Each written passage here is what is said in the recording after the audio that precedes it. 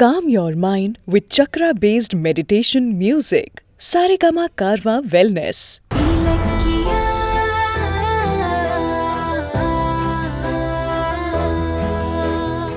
Gautham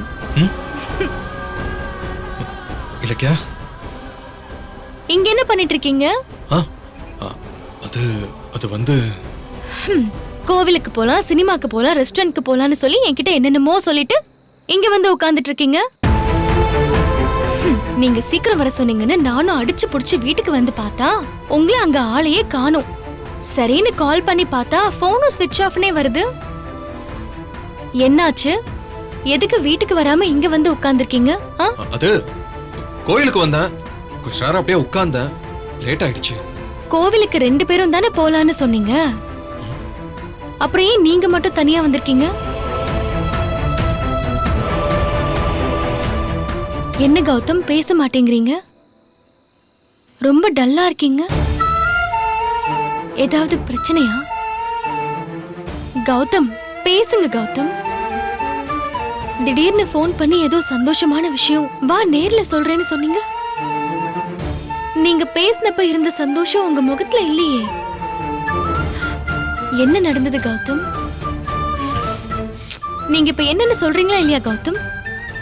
Ilakkiya, I'm sorry, என்ன மன்னிச்சிரு. நான் சொன்னது எல்லாமே நம்ம வாழ்க்கையில ஒரு வெளிச்சம் தெரிஞ்சதுங்கிற நம்பிக்கையில தான். ஆனா அது மறுபடியும் இருட்டுல மூழ்கும் நினைக்கவே இல்லை. என்ன சொல்றீங்க? சொல்றேன். அது வந்து ஒரு வேலை விஷயமா இன்னைக்கு மகேஷ் சாரை போய் பார்த்தேன்.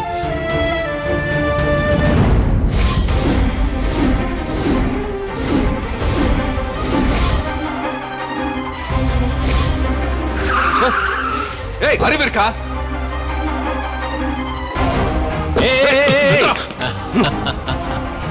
இதெல்லாம் ஓ வேலை தானா? நீ என்ன செஞ்சாலும் என் கண்ணு உன் மேலேயே இருக்கும்.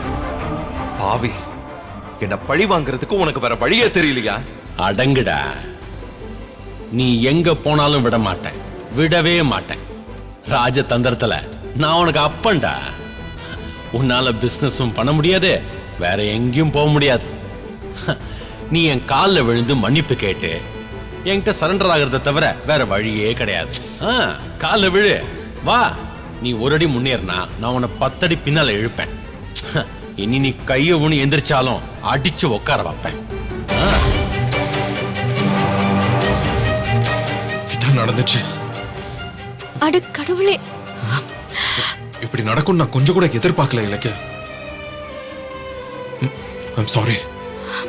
நீங்க எதுக்கு சாரி சொல்றீங்க? அந்த எஸ்எஸ்கே திட்டம் போட்டு பழி வாங்கியிருக்கான். போலீஸ்க்கு நீங்க கால் பண்ண வேண்டியது தானே? அதெல்லாம் வேஸ்ட் இலக்கியா.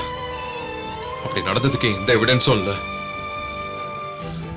போலீஸ் எஸ்எஸ்கே ஈஸியா சரி கட்டிடுவான். முதல்ல நீங்க என்கிட்ட கூட சொல்லாம எதுக்கு வேலைக்கு போனீங்க? உங்களை யார் போக சொன்னது? நான் தான் பிசினஸ்க்கு ட்ரை பண்ணுங்கன்னு சொன்னேன்ல. பிசினஸ் ப்ராசஸ் தான் லேட் ஆகுதே இலக்கியா. ஒருத்தி மட்டும் வேலைக்கு போய் சிரமப்பட்டுக்கிட்டு இருக்க. அதான் நான் உனக்கு ஹெல்ப் பண்ணலாமேன்னு வேலைக்கு போனேன். கடைசியில் கெட்ட பேரோட வெளியே வந்துட்டேன். எனக்கு அது கூட பிரச்சனை இல்ல. பிசினஸ் முயற்சி செலவுக்காக நீ நகையை வச்சு கொடுத்த அந்த பணத்தையும் தொலைச்சிட்டேன். அதான் ரொம்ப வருத்தமா இருக்கு. ஐயோ கௌதம், விடுங்க, நீங்க ஃபீல் பண்ணாதீங்க. சரி, எதுக்கு கோவிலுக்கு வந்தீங்க? பிரச்சனை ஆன உடனே நேரா வீட்டுக்கு வர வேண்டியது தானே? வேலைக்கு சேர்ந்துட்டோங்கிற சந்தோஷத்துல உங்ககிட்ட ஜாலியா வெளியில போலான்னு சொன்னேன். நான் வருவேன்னு நீயும் ஆசையா எதிர்பார்த்துக்கிட்டு இருப்ப.